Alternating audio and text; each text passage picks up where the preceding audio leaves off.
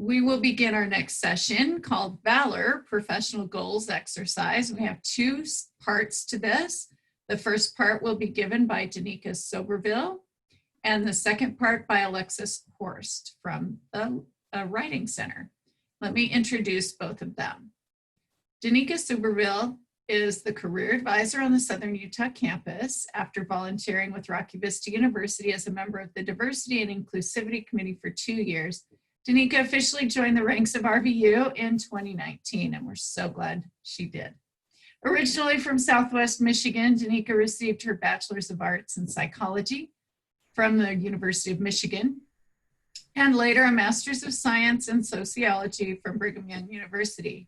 Before joining the RVU team, she worked at Dixie State University, helping first-generation students gain access to college through 2 federal TRIO programs, and then moved on to direct the Student Affairs Program for multicultural, international, LGBT, and veteran students as the Associate Dean of Student Inclusion. Alexis Horst joined RVU in 2016. She has a bachelor's degree in English from San Diego State University and a master's degree in literature from the University of Colorado, Denver. Before coming to Rocky Vista, she worked at the CU Denver Writing Center at the, I can't say this, Anschutz, I'm not quite sure how to say it, sorry, Anschutz Medical Campus as a writing consultant and supervisor. Ms. Horst lives in Aurora with her husband, daughter, and 2 dogs, and enjoys hiking, camping, and reading. And we'll turn the Valor session over to them, starting with Danica Soberville. Good morning, everyone. It's so nice to see your faces, honestly. Sometimes we get used to seeing the little black squares that just have names, so it's nice to see everybody here and awake and alert this morning, so thanks for being here. I'm going to share a short presentation with you about something that I nerd out about, and it's called StrengthsFinder, and I hope everyone's received an access code in their email already to take the StrengthsFinder assessment. If you haven't received that code yet, shoot me an email and we'll get you one so you can be a part of the party. Let me share my screen with you really fast.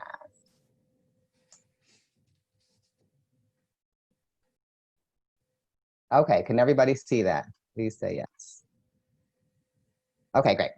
So I'm going to take the first 15 minutes to talk about what StrengthsFinder is and how to utilize it so that it's helpful for you as you participate and succeed in the MSBS program.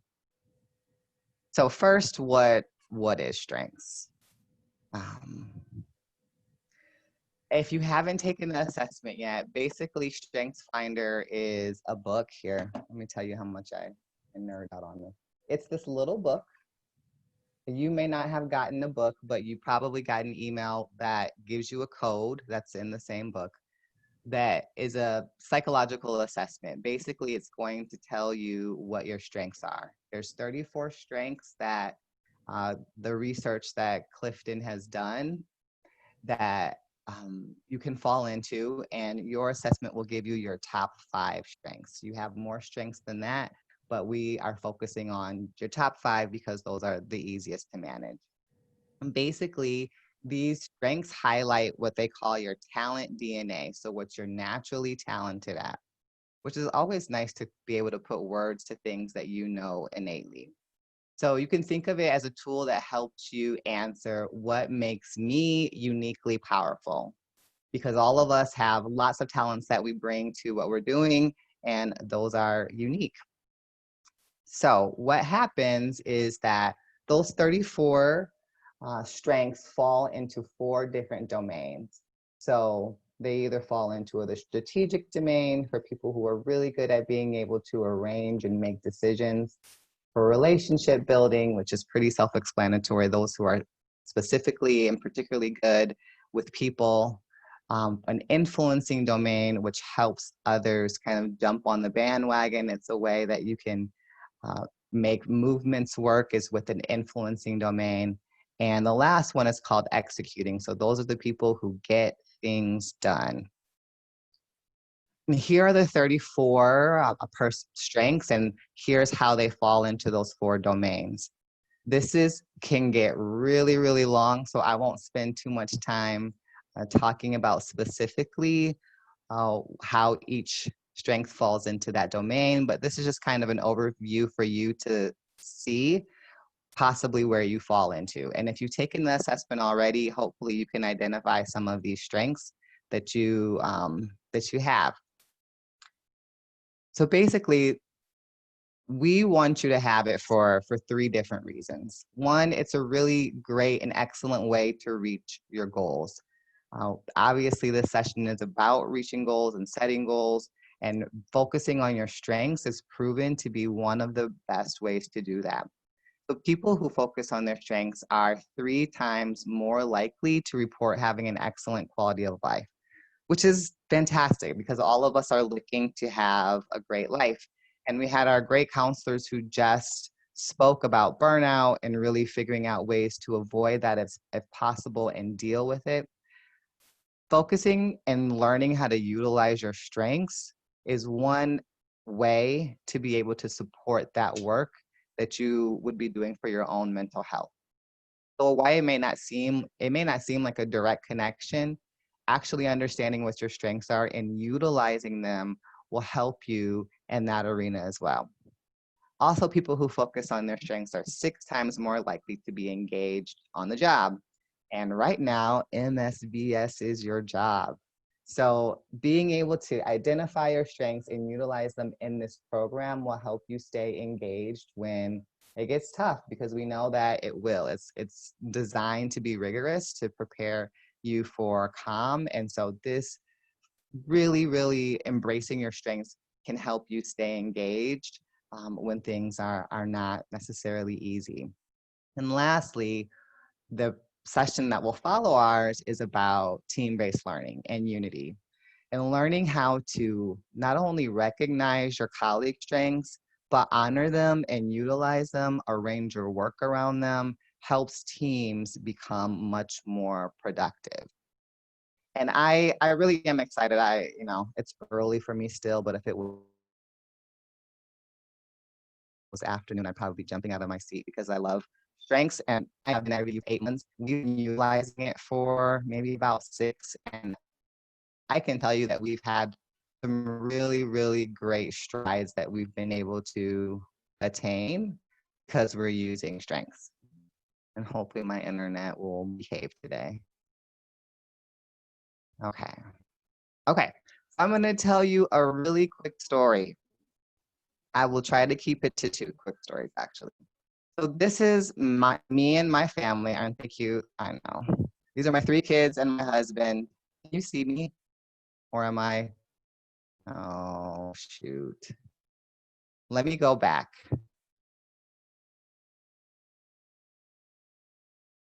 I got Vi shaking her head at me, which means I'm probably having a technical difficulty. Yeah, your face is frozen, but we can hear your words. But now your face is enlivened again. So now progress your screen. Perfect. I'll talk slower. I think my internet doesn't like when I get excited. So let's do this slower. Your screen still doesn't show correct. Maybe if you stop share and then bring it back up. Awesome. Let me try that. Yeah, my screen. There you go. There you go. Is it working? Yep. Okay.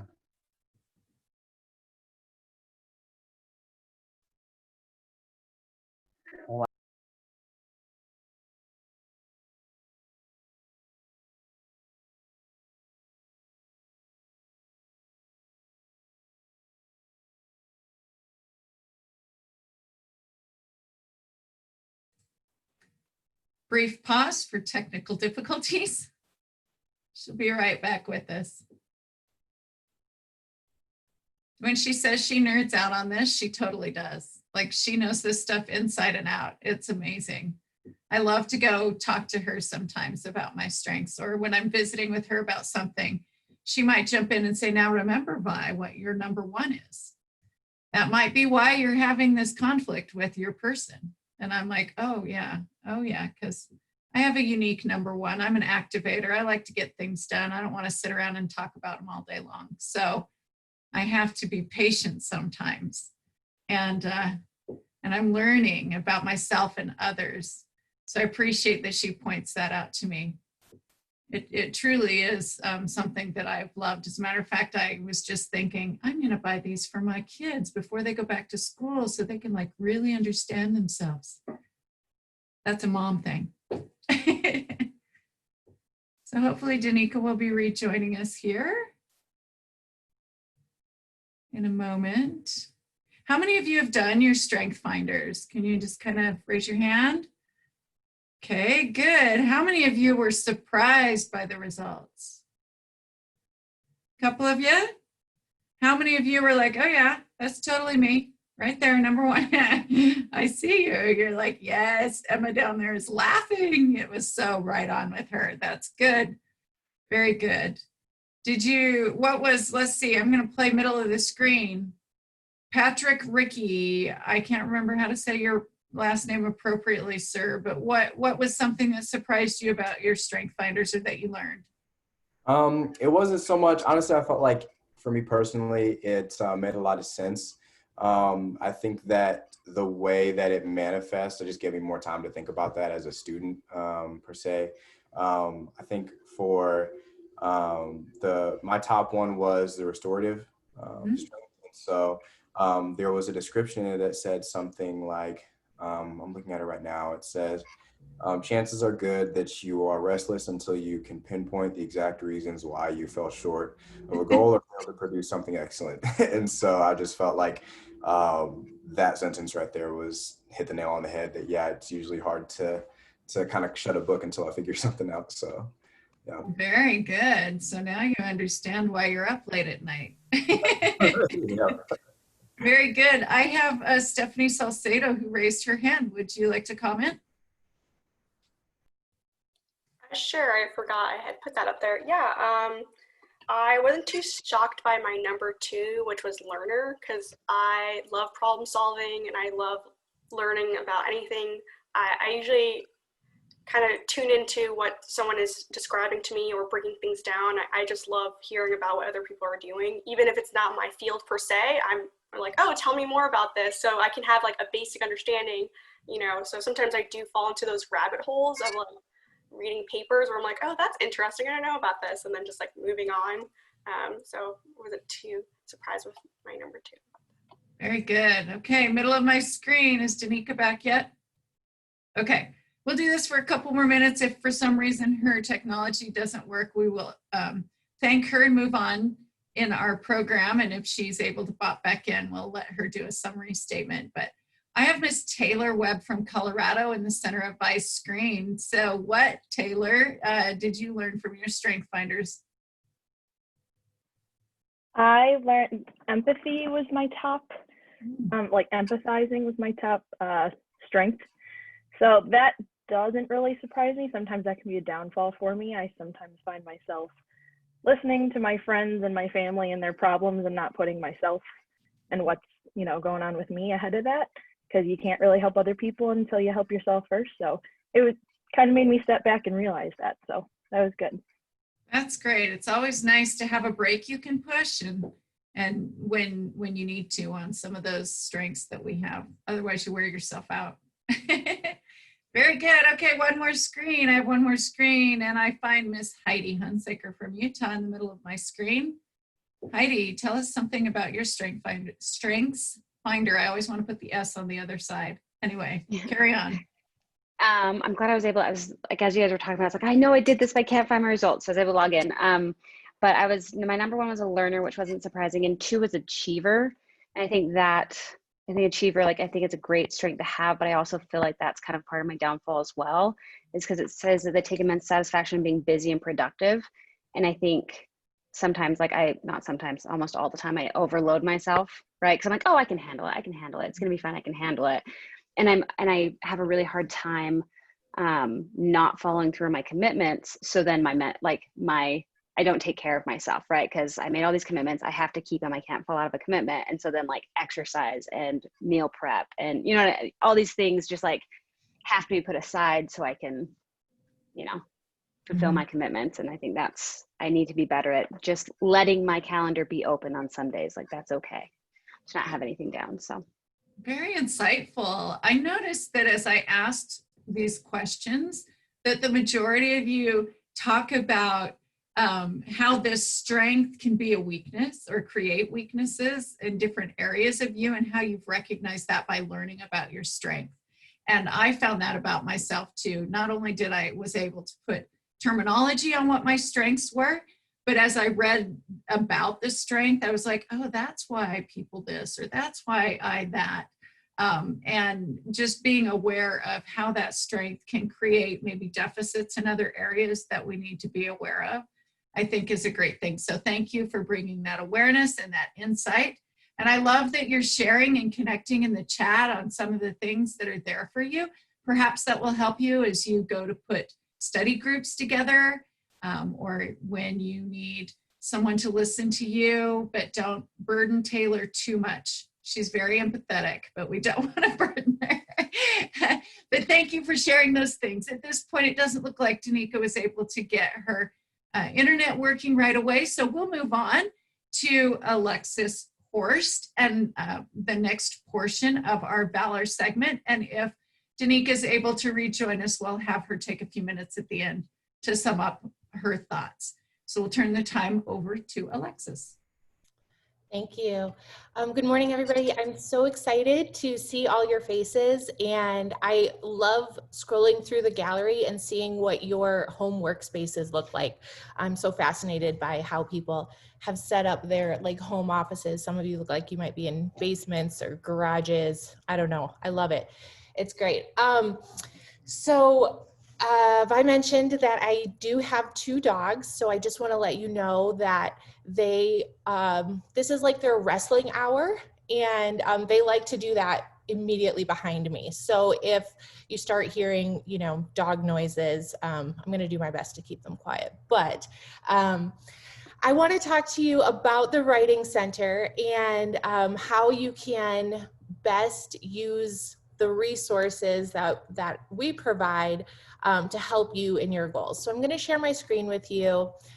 If you have any questions that come up about the Writing Center as we're going through, just put them in the chat. And before I sign off for the day, I will do my best to try to get those answered for you. But can everybody see this PowerPoint? Yeah. Yes, no? Okay, good. So some of you may be familiar with the concept of a writing center. Most colleges and universities have them now, even the small ones. But I know that when I was in undergrad, I had no idea what a writing center was. I had no idea that my university had a writing center. And it wasn't until I went to grad school that I even understood what that meant. So if you are familiar with writing centers and you've used them before, then you are ahead of the curve. But if you haven't, that's okay. And you're definitely not alone. So my job in the Writing Center is to help you gain confidence with your own writing. And my goal is always to help you feel like you've come out of the meeting with tools or skills to help you be a better writer.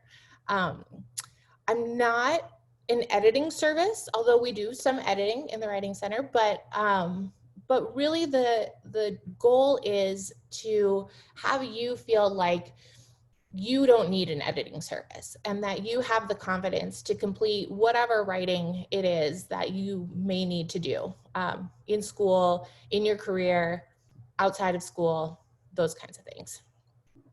So what that looks like generally is collaboration. And when we meet, we'll talk and we'll figure out what your goals are and what areas you feel like are lacking in your writing and what we can do to help you feel like those needs are addressed. my job is really to help you feel better. I don't want you to feel like your writing skills are holding you back in anything that you're doing. So whether that means research that you're hoping to get published, or personal statements for the next phase of your educational career, or letters of interest for job opportunities, or even something like a letter to the editor, or some sort of op-ed to voice your concerns about the state of the world.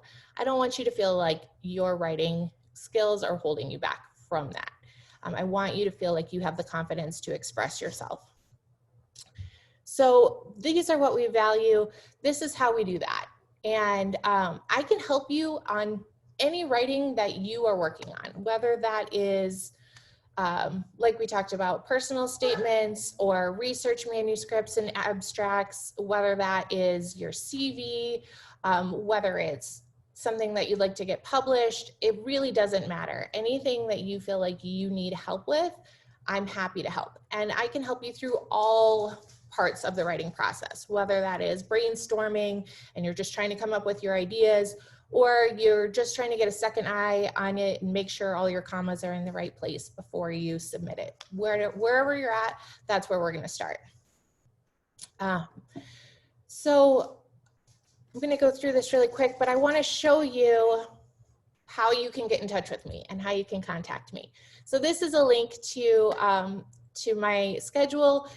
It's also below my signature in my email, so I try to make it really easy for you to find it. But this, I want to show you a little bit about what the Writing Center website looks like. So this is the RVU website. I'm sure you're all at least a little bit familiar with it by now. But if you go under current students, you're going to find a link to the Writing Center. And if you come down here, you're going to find a button that says schedule an appointment. I also want to point out that there's a lot of other things here. Specifically, there's a lot of handouts and resources that we've put onto the webpage. So if you're trying to get some help with something, or you have been tasked with writing an abstract and you don't know where to start, or you're not quite sure whether your citations are correct, and it's late at night and you know that you're not going to be able to get a Writing Center appointment before you have to turn it in, definitely check out the webpage and see there might be something there that can help you. If there is a resource that you are looking for that you don't see on the webpage, that doesn't mean I don't have it. Let me know and we can figure something out for you as well. When you go to schedule an appointment, it's going to take you to this page. It's already preloaded into Mountain Time. If you are somewhere else and you want it accurately on your calendar for Pacific Time or Eastern Time or whatever, make sure you double check that. And you will be able to decide whether you want a 30-minute appointment, a 60-minute appointment, or anything in between that. So let's say you want a 45-minute appointment. You think that's going to be sufficient for you. So you click that and it will generate my availability. So look, there's one today. That's great. Let's go in and grab that appointment. It's going to ask you to fill out some information. Most of it should be pretty easy. And you'll also have the option to attach a document if you have it. If you don't have it, that's okay. You can always email me your document before your appointment starts. Or if you don't have a document and we're just doing brainstorming, that's fine too. And then you'll be asked to choose whether you'd like an asynchronous or a Zoom meeting. By now, Are you sharing a different screen? We just see the links. Oh, I'm so sorry. Yeah, let me make sure you're right here in the right spot. Thanks for letting me know. All right, are we looking at the same thing now? Should be. We're looking at the Writing Center webpage. Yes, perfect. Okay, I'm so sorry about that, you guys. So what I did was I went to schedule an appointment and I selected my time. Now you can see what I was talking about.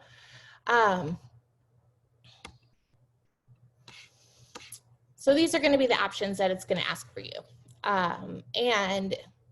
Zoom and asynchronous. So that's where we were. So by now, all of us are probably burnt out on Zoom, but that looks like our reality for the foreseeable future. So that's always an option, Zoom meeting. The other option you have is asynchronous. So if you're in class and you can't find a time that works for you and works with my schedule, asynchronous is always an option. And all that means is that you will send me your draft at some point before the appointment starts. I will put feedback on it. Usually I use the review function in Microsoft Word, and I will email it back to you for you to peruse at your convenience. So you don't need to be available at the time that you choose. It's really just a placeholder for my time, so I can make sure that I have a reserve of time to make sure you get quality feedback on your writing. So you have several options. Well, you have two options there, asynchronous and Zoom. Hopefully in the future, we'll be able to meet face to face. And I want to mention that Lynn Stevenson, who works in the library and you will meet later on today, volunteers her time to do writing center support for the Utah campus. So while we are all off campus, it doesn't make a great deal of difference, but once we get back to campus, hopefully, January, that's my hope. And if you're in Utah and you want to sit down face-to-face with somebody, Lynn Stevenson is a really great resource there. So go back to this PowerPoint quickly now that I know we're all on the same page. Okay, so those are my links, and again, they are in my email signature as well, so I try to make it really easy for you to find me and get a hold of me. Oh my gosh. So now I want to think about the professional goals. That was what this session was about, Writing Center Intro and Professional Goals. And there are a lot of avenues that you may be pursuing after this master's program. And for many of you, that might look like medical school. For many of you, that might look like physician assistant school. But it can also be an avenue towards veterinary medicine or research or other doctoral programs, public health. So there's definitely a lot of doors that you'll have open to you once you complete this program. And I want you to start thinking about, what are those avenues? What do you want to do? What do you want to be when you grow up? And I also want you to start thinking very seriously and very critically about what are the steps that will take you there, and what do you need to be successful? So what do you need from the program to be successful? And then what do you need to do to reach your goal? So this is a two-part question. What do you need from us, from RVU, from your professors, from your peers, from Dr. Town? What do you need from the program? And then what are the things that you are going to need to do that nobody else can do for you, that you're going to have to figure out, use that strength finder or other resources and figure out, what do you need to do to reach your goal? So what I'd like you to do right now is take out something to write with. I am the Writing Center, so I have to make you write a little bit.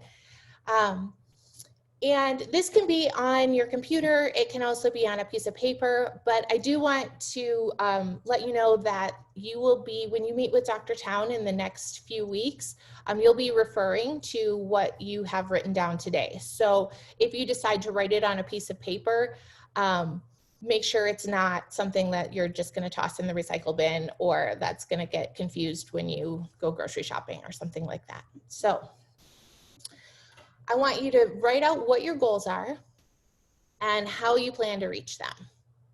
But I want you to be very specific and very thoughtful about what your own strengths and weaknesses are, so that you can really figure out what you need to do. If you're somebody who has a history of chronic procrastination, then you might know that that's a weakness that you're going to need to overcome. And how are you going to overcome that? If you're somebody who struggles with time management because you fill your plate with every activity that you can find, that's something that you need to be honest with yourself about so that you can figure out how can you reach your goals and without sacrificing everything in your life that's important to you. Okay, so think about what you want to get out of the program and more specifically, what you're going to do to make that happen for you. And I'm going to give you a few minutes to do that. And we'll come back in just a minute, okay?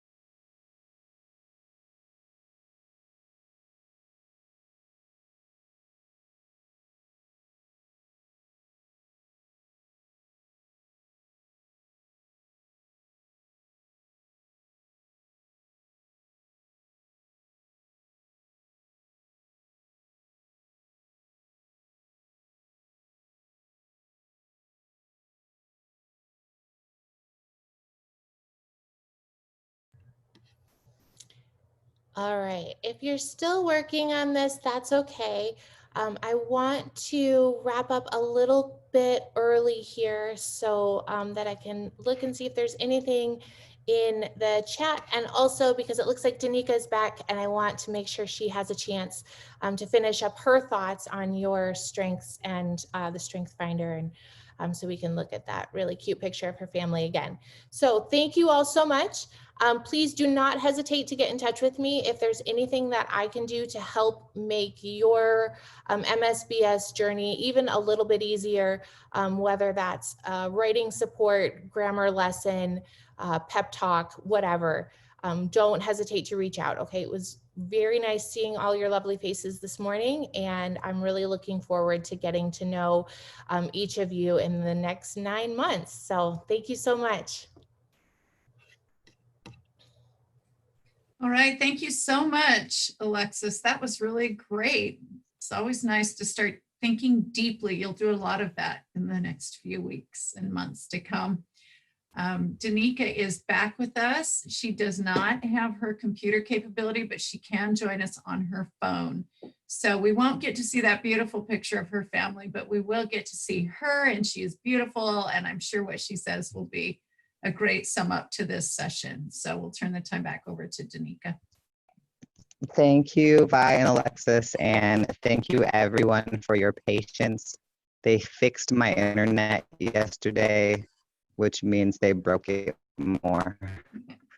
So here we are. So the last few slides that were on that presentation have everything to do with just an example of how we utilize strengths in student affairs. So hopefully you can feel motivated when you think about working with others. I have a counterpart in Colorado. Her name is Trilce Ruiz, and we are almost polar opposites. I am, let me think, pretty quiet. She's very enthusiastic. I love Hamilton, and she loves the show called The Mandalorian that I refuse to watch. But we have learned that through our strengths, I'm a learner, I'm an achiever, connectedness relator, and empathy. So we've learned through utilizing our strengths that Drilce is very good at giving a lot of information. Her biggest strength is input, and she can produce lots of information at once. So what we've learned is that while she can give lots of content, I will go in and arrange that content in a way that people can relate to it, because that's my strength. And we have found that that has been a very, very good way to utilize and to honor who we are and to overcome our weaknesses. And Alexis talked about that briefly, about if you're a procrastinator, I'm one of those, that you have to overcome that, which is absolutely true. We hope this year that you can think about how do you utilize your natural strengths to overcome those things that you may find as barriers during your time as the MSBS program.